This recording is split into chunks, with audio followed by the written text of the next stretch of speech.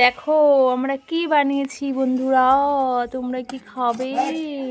এইটা হলো না সরি, পান্তুয়া। আহা, এই দেখো মিষ্টির শিরা, যেটা মিষ্টির দোকানে পাওয়া যায় পান্তুয়া, আমরা সেটা বানিয়েছি। কি দিয়ে বানিয়েছি জানো?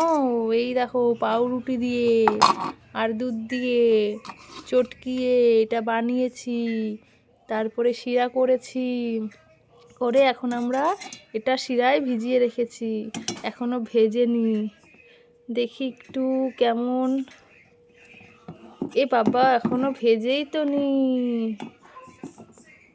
ওহো, কেমন লাগছে দেখো। ওহো, ওহো, দেখো দেখো, দেখেছো?